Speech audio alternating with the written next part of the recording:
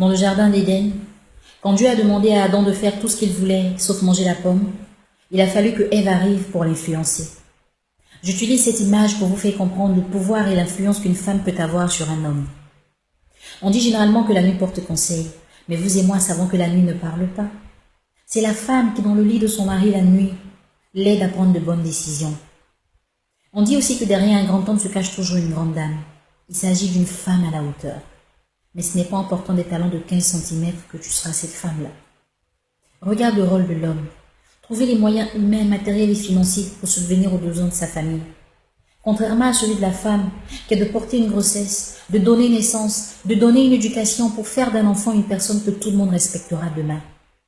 C'est une responsabilité tellement énorme que je ne crois pas que Dieu l'aurait confiée à n'importe qui. Ne fais pas mentir ton Dieu d'avoir fait de toi une femme. Il l'a fait parce qu'il sait que tu as le pouvoir de changer les choses. Il suffit juste que tu l'utilises à bon escient. Dieu ne t'a pas donné ta tête pour que tes cheveux, tes yeux, ton nez, tes oreilles et ta bouche aient un support. Il te l'a donné pour que tu l'utilises, pour réfléchir et poser des actes positifs dans la vie de l'homme. Il ne s'agit pas de rentrer dans la vie d'un homme pour lui donner des vices, pour le ruiner, pour lui faire des enfants seulement. Vous n'êtes pas des mères porteuses. Rentrez dans la vie de vos hommes, possédez-les, transformez-les positivement. Faites-leur avoir de l'ambition, de la personnalité.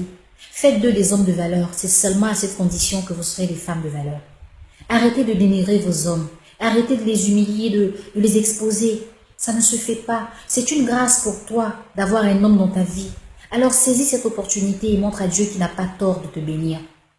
La parole divine dit que la femme sage bâtit sa maison, mais la femme insensée la détruit de ses mains. Ne sois pas cette femme insensée-là. Réfléchis avant de poser des actes. Valorise ton homme si tu veux être une femme de valeur. Bonjour et bonne journée.